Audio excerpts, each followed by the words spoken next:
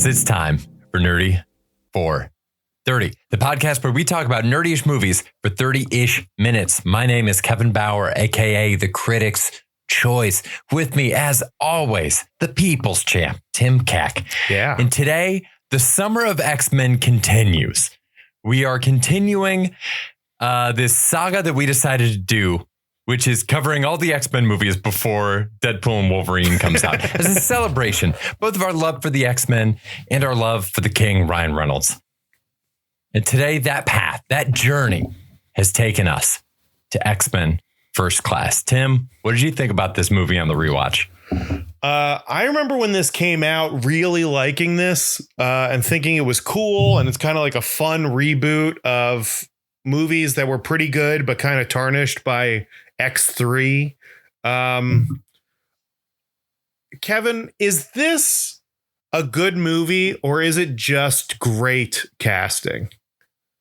Dude, you read my mind. My synopsis that I have broken down for this was it's not what you say, it's how you say it. This movie takes a bunch of terrible ideas and executes them so well that they became a modern classic. I don't know how well they executed them either. I think there is something about this that is on the rewatch. This movie's a little lamer than the first two are.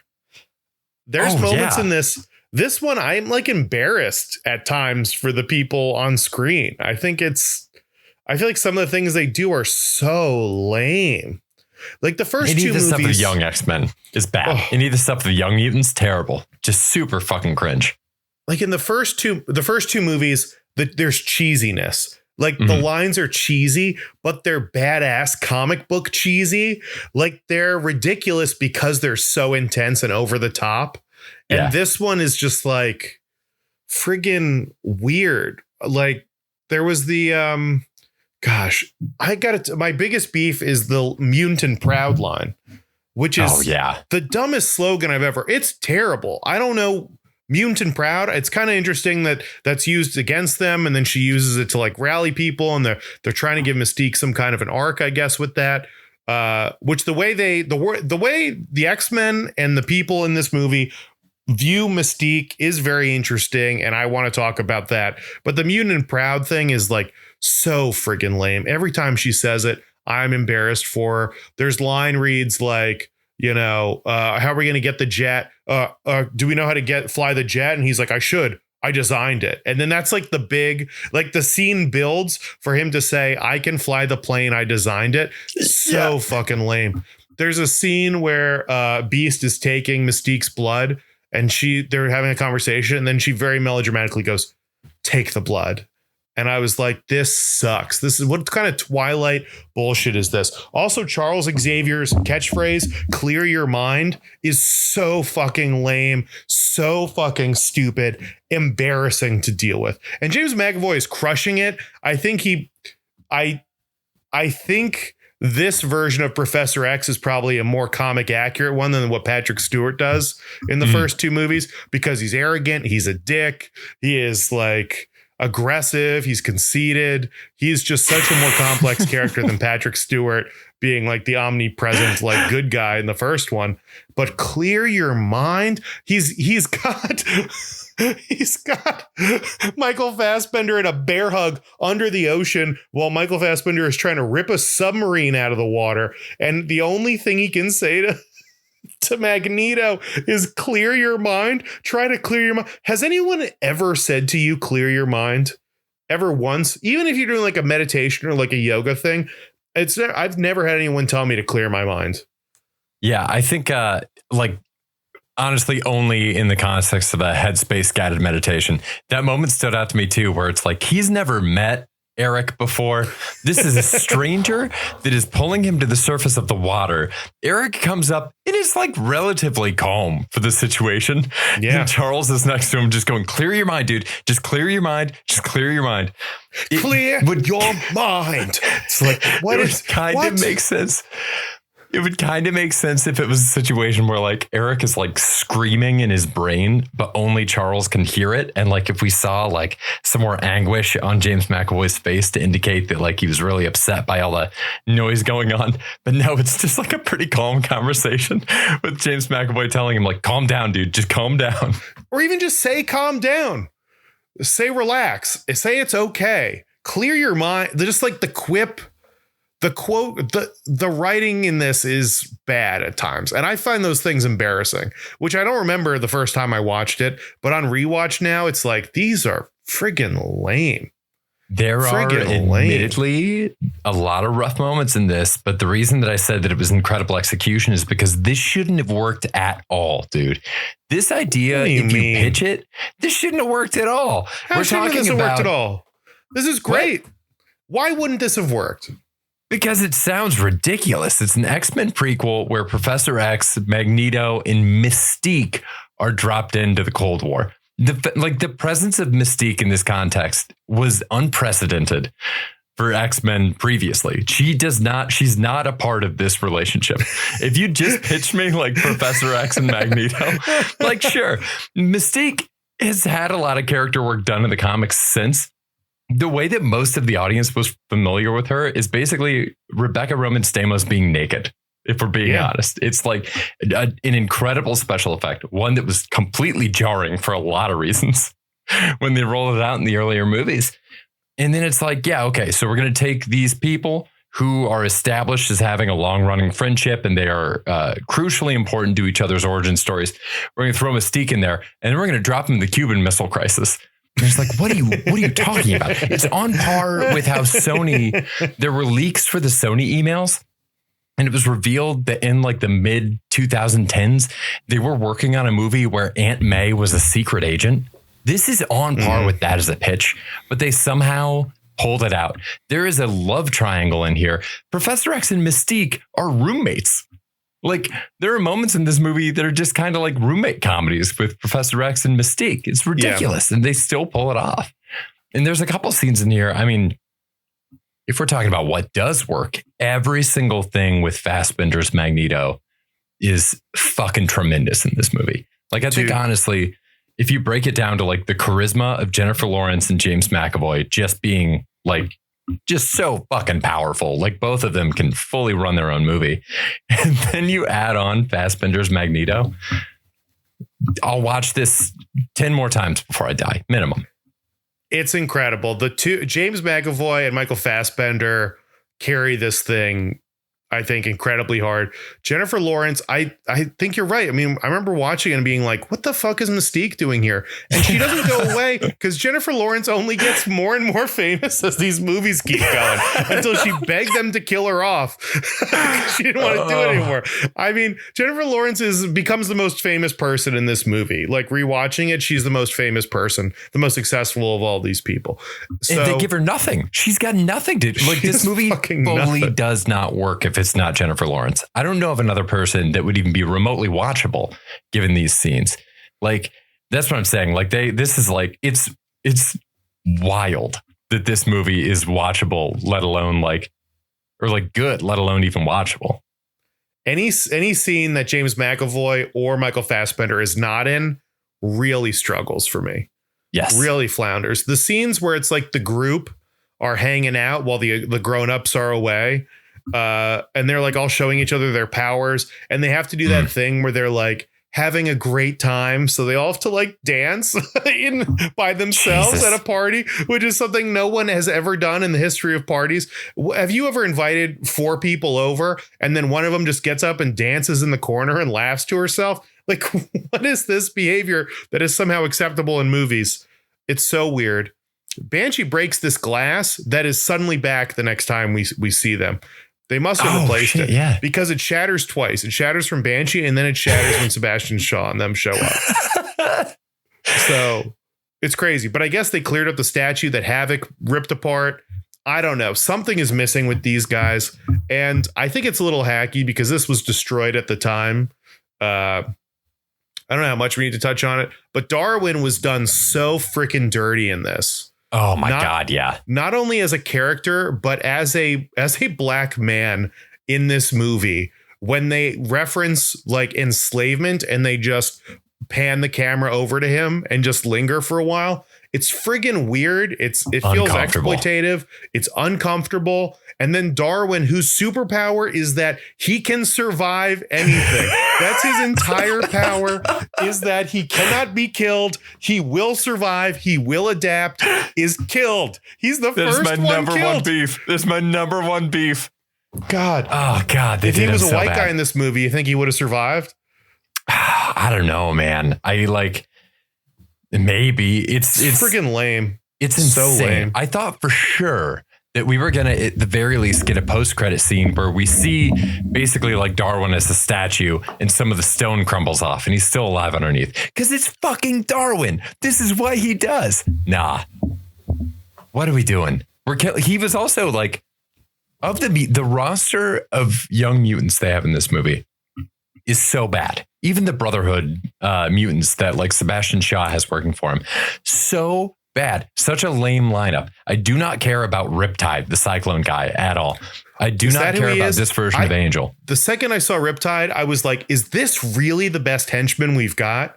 I mean, I guess it sets up like some bigger scenes where they have to battle a storm and they have to do that thing that we've talked about in like Godzilla X Kong, where like the humans need something to do. So Beast is flying this jet and all of a sudden he has to deal with the tornado. But then also he's somehow right in the path of the missiles that Xavier launched at this thing. So now they have to dodge that in the air and it's really exciting, but it's stupid. None of it needs to happen. It's friggin' lame.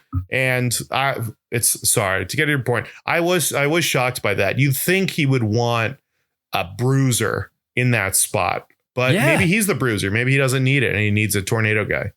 Yeah, I guess he is. The inclusion of that guy feels like a studio note or something where like somebody who's like a producer is like, man, I really want to get like a big CGI tornado storm into a movie. So I'm going to finance part of this, but we're going to put some CGI tornadoes in here. Or like they had CG tornadoes cut from like a different movie they'd been working on. And they just were like, well, we already have this effect. We got to put it in.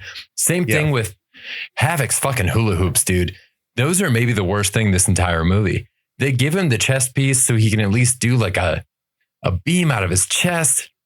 I don't hate the decision to make it red because it brings it closer to Cyclops, but like the hula hoops, are you kidding me? Who came up with that? It's freaking weird. It's weird. It's lame. The Hellfire Club. Weird.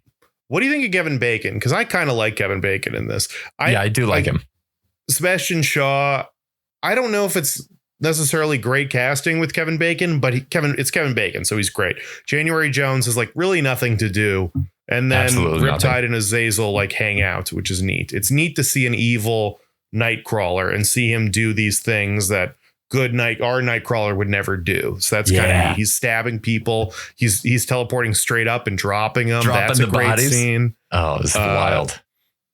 That's neat. I do think there is more meat on this Hellfire Club bone. And I would love to see the Hellfire Club come back. Because isn't the premise of the Hellfire Club that they're all mutants? Like they really made this like Sebastian Shaw and these other people. But the Hellfire Club has existed forever. They're pulling strings behind the scenes. They're bribing politicians, and they're a mutant run organization. So we could see them across multiple timelines in this X-Men universe with just different groups of people. They could be phasing mutants in and out of the Hellfire Club and keeping it consistent. And I think it could work today. I think maybe it's a little weird to have the women walking around in their underwear and the guys in just suits. I think that's a little strange. I think they should make the guys way more flamboyant, because in the comics, they're wearing like puffy things. They look old school. They look like the Beast from Beauty and the Beast, trying to impress somebody. And then the women are scantily clad in like fur coats and whatever. So at least it doesn't seem as out of place. But all these guys just being like in like a regular suit and these women walking around does feel a little weird. And I guess it is weird. It's a weird thing. It's a weird club. They're the bad guys. So, whatever. It is what it is. But I think they could use the Hellfire Club easily in future movies and things. Oh, no question. It'd be kind of fun to play with this idea too, because it's like a high society organization too. So that's kind of an interesting twist that we haven't really seen anybody play with yet. I personally hated the all the lingerie scenes in this movie makes it real hard to watch on the train. I got to tell you that. It's extremely difficult to put this one on a train when you're sitting next Let to them see. else. Who cares? It is cool. It was, as a kid, I mean, watching it the first time, I thought it was very cool. But I mean, yeah, you were what, like 20? Cool. I still think it's cool, honestly. You know, whatever. Oh my God. Dude, I got another beef. I mean, Emma Frost completely wasted in this movie. This character might as well not have even been Emma Frost. They give her a diamond whistle because that's something the diamonds are really known for. You know, you go out hunting, you're not hunting right if you're not calling your dogs back with a diamond whistle. Like, what the fuck is that about? But also, there's the whole thing where Magneto and Charles confront her.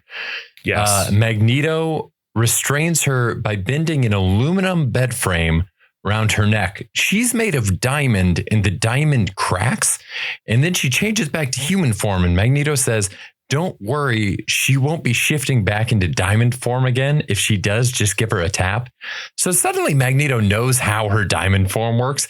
And also suddenly diamond isn't the hardest substance on Earth anymore. Yeah, it doesn't make any sense. It's also crazy that she turns diamond. She tries to run. Magneto and Charles Xavier both grab her and are able to restrain her, put her against the bed frame so Magneto can bind her with these aluminum things, which is that shouldn't happen. Her diamond form is super strong. She's physically stronger in it. She should be able to kick both of their asses physically in this form. I also saw some debate online about how it works. Because I think in the comics, she turns to diamond, but in this, it's like a diamond covering. So it goes over the stuff she's wearing. You know, weird. So it's because she produces she's fully this transparent. Thing.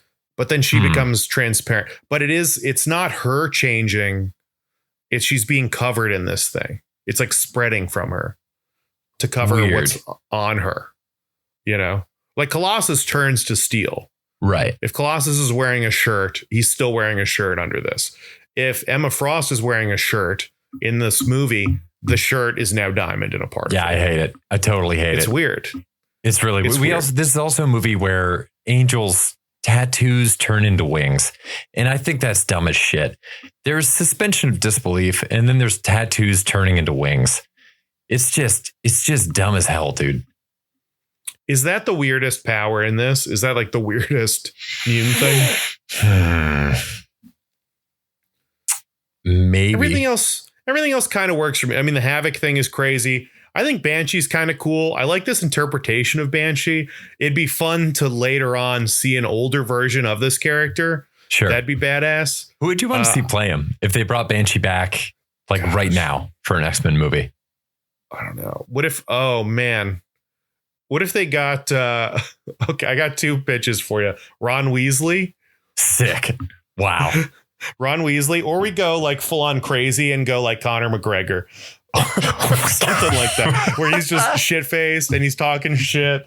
But I think a Ron Weasley who's when I started reading X-Men, Banshee was already an old man. He was I'm too old to be in the X-Men, and he would smoke a pipe and wear a hat, and he was kind of friends with Charles and hanging out a little bit, and then he would just lose his mind and kick ass, and he can fly. And that the scenes where he's learning to fly are great.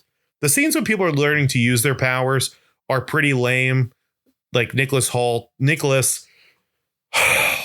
learns how to take off his shoes. There's a deep sigh for the listeners out there.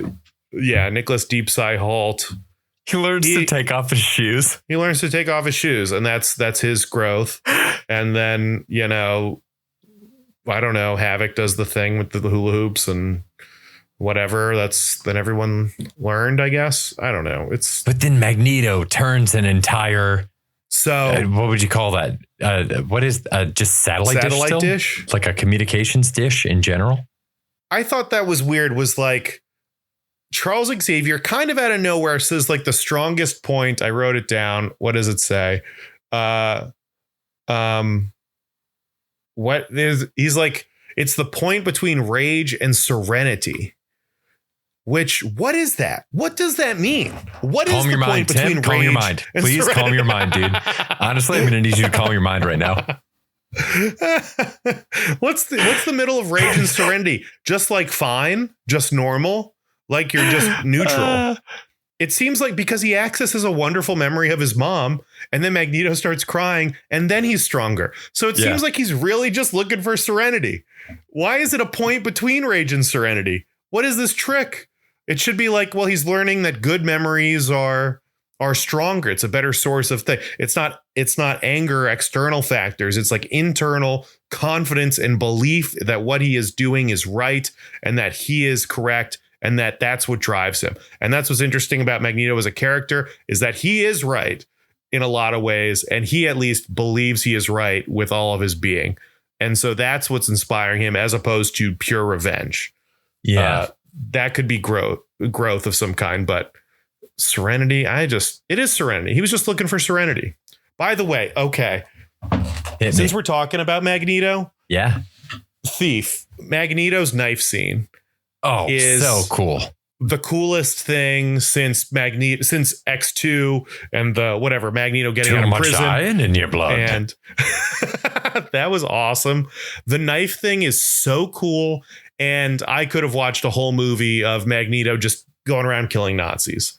That would be amazing. God, young Magneto hunting Nazis, and like Professor X is there, like with him maybe, or they meet up with, I don't know who would be old enough. Banshee. What if they bumped into people and like kind of that could be a TV show. Honestly, it could be an HBO special. It's just Michael Fassbender's Magneto murdering Nazis before he becomes Magneto. Lyncher's List. And it's like he's just going through and he's like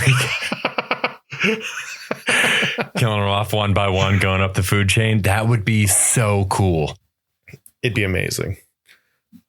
And they almost made like a Magneto Origins movie or something, but I think that had Ian McKellen in it. Yeah, they're going to use him as like a framing device. He was going to like tell a story. It would be like the Adventures of Young Indiana Jones, where it starts off with Magneto by a fireplace and he's like, when I was a younger mutant. It was awesome. He's so great. God.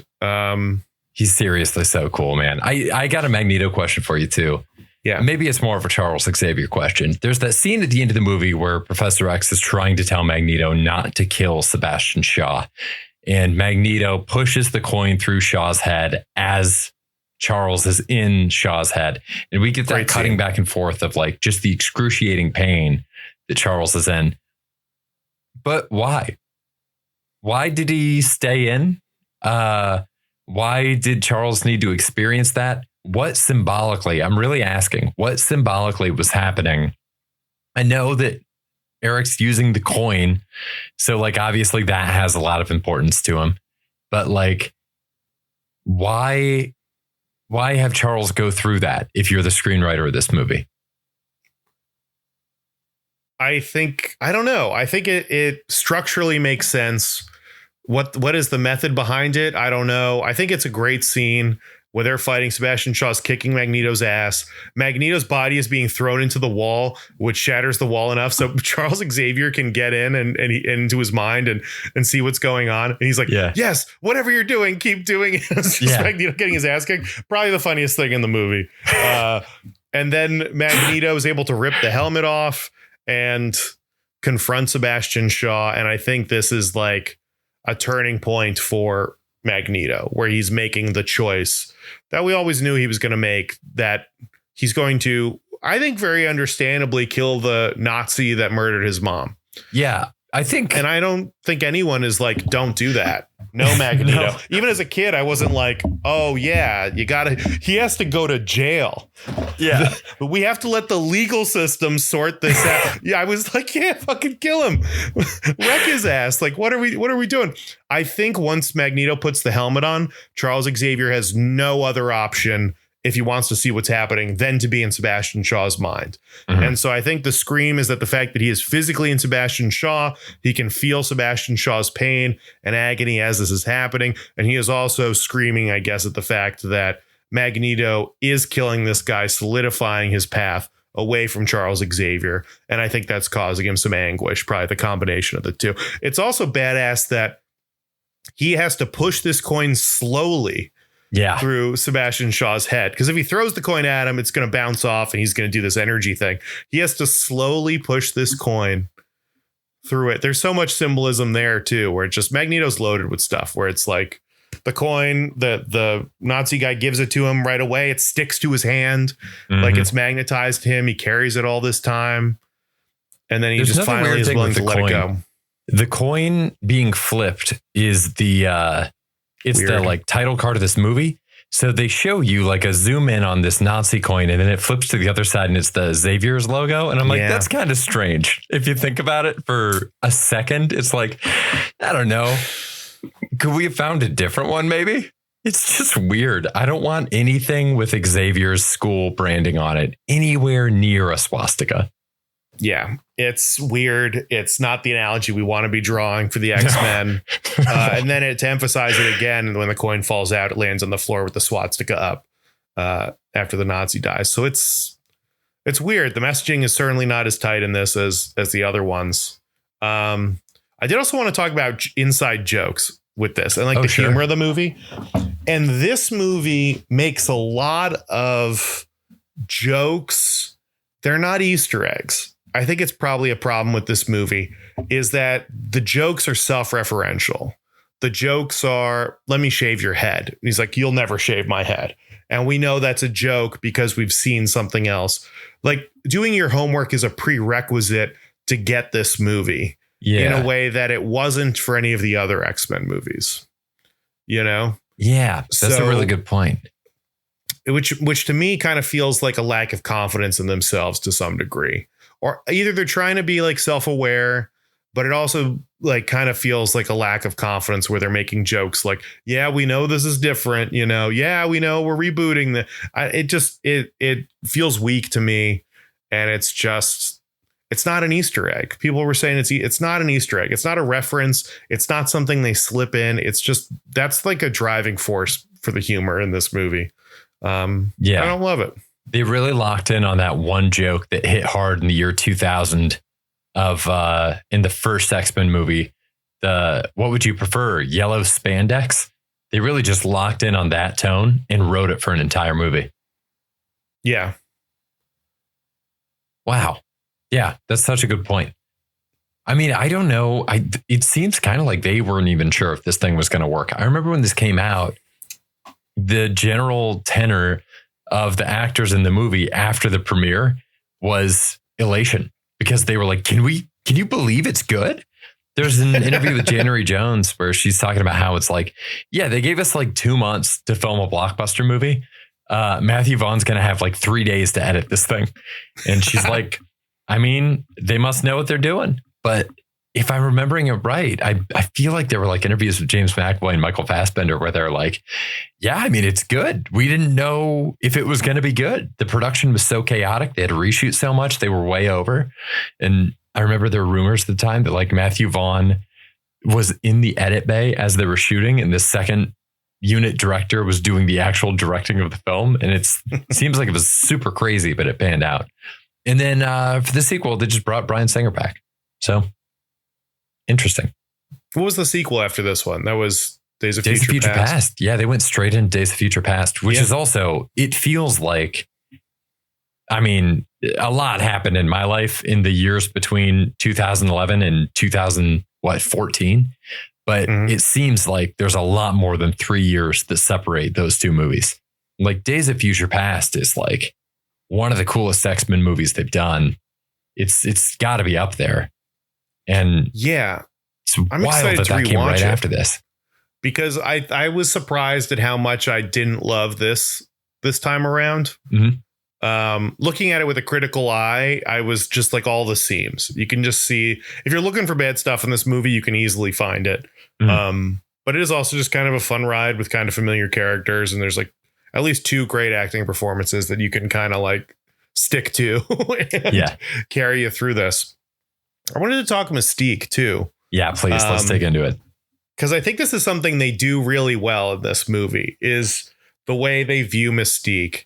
And Mystique has this kind of arc of wanting to fit in, feeling the need to change with a cure, and then ultimately embracing who she is and wanting to be blue and finding confidence in herself in a way that kind of that brings her to Magneto's side as opposed to Charles Xavier's side.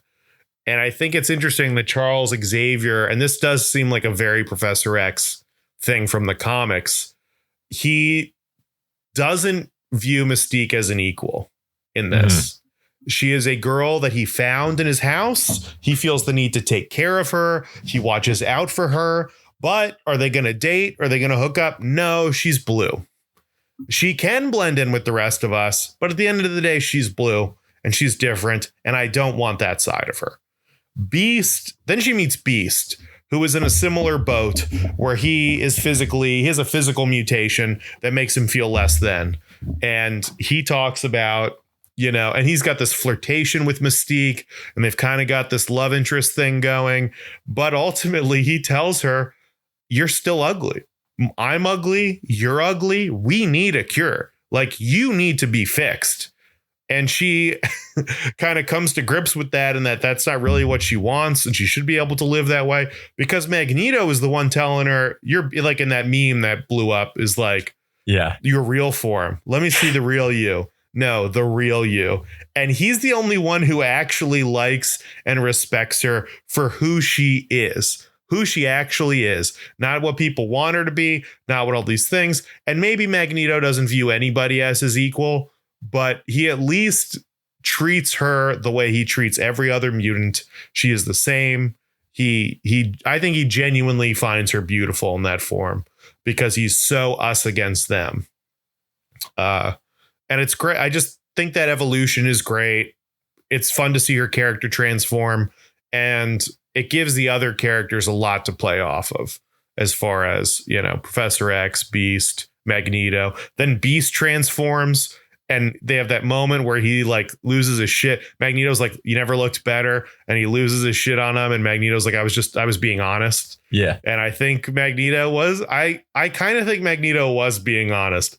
I think maybe he's doing it to antagonize him.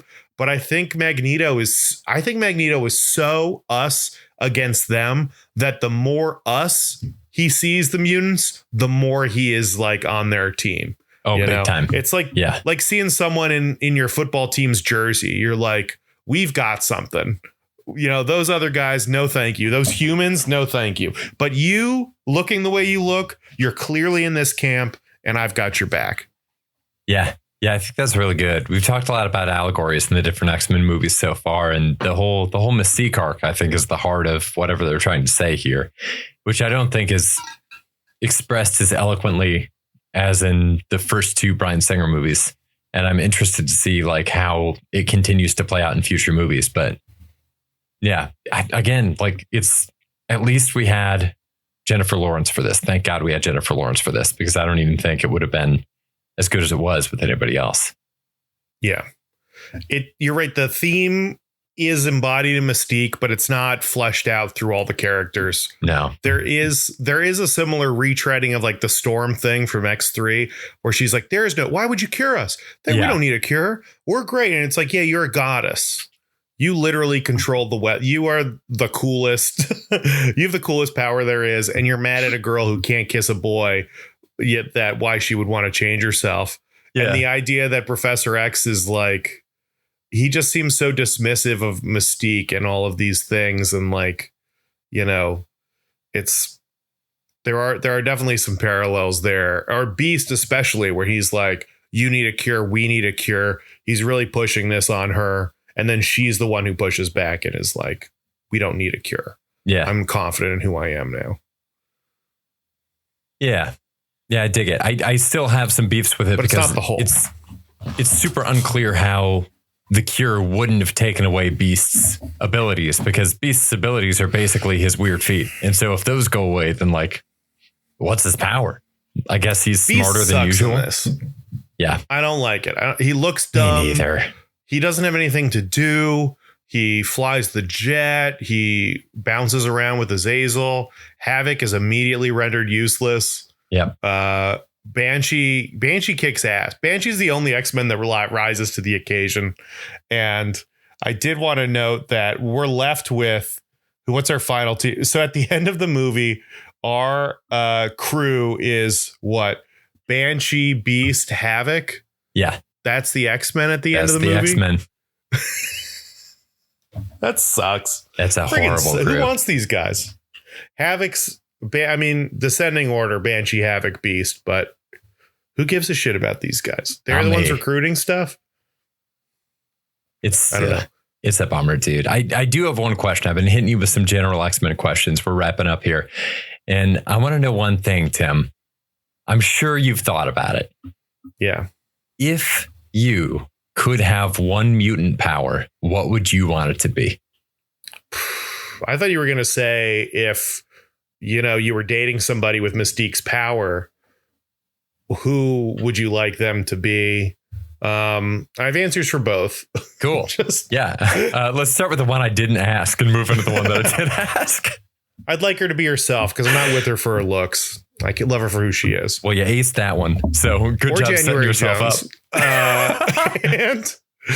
And power, I think today, if we're just picking from this movie, it's got to be Professor Xavier. No. Don't just pick from this movie. Pick from everybody but Wolverine. You know what? It feels... Nightcrawler isn't enough, but if I could just teleport to Florida right now, that's the best power. If I could just teleport to work and back here, that's the best. It feels kind of like a cop out, but in a practical sense, that is the single best power you could have today is teleporting, Yeah. Or some sort of a telepathy thing where you could, I guess, force people to send you money to your Patreon or something. Sure. I don't know. But I think teleporting is the one if for today's use, practicality, or being able to fly really fast, being able to get places, being able to travel, I think is the main one. What about you? It's so funny. You get older and all you want is just easy, cheap transportation. I know. Well, now you're like, well, flights are so expensive. Yeah. How great would it be to just live in Utah and just in the middle of nowhere on a huge property? And then you're like, well, I want to go to dinner in New York. And then I'm going to, I'm going to do an open mic in LA. I'm going to visit my friends in Arizona. That'd be incredible. That would give you so much time. That would change everyone's life for the better. Big time. We should do the movie Jumper on the pod. Jumper's great. As someone who has been through recovery for a back injury, Colossus would be awesome. It'd be so cool. The one that I always wanted when I was a kid is from Alpha Flight, Sasquatch. For some reason, I had a dream at one point where I had that ability where I could kind of Hulk out in a giant, hairy monster. And yeah, it was a really fun dream. So ever since then, that's kind of been my go-to is hear me out, Sasquatch. It was a blast. I tried it out in my brain. It was great. That's super fun. I think my fun one, when I was a kid, it was definitely Iceman. Oh, I thought that was cool. Yeah. He's building things. You can build weapons. You can make copies of himself. He just seemed like he was having the most fun with his power, and it was goofy. That's my Sasquatch. I dig it, dude. I dig it. How about you, listener? What would you want your mutant power to be? Let us know. Send us an email, nerdy430@gmail.com. We will read it on the show. We can't wait to. I'm sure there's going to be some people biting on this one. Send it our way. Make it anonymous if you want to. We'll be back here again next week with more X-Men goodness. We'll see you then. And until then, stay nerdy, everybody. Bye. Stay nerdy. Bye.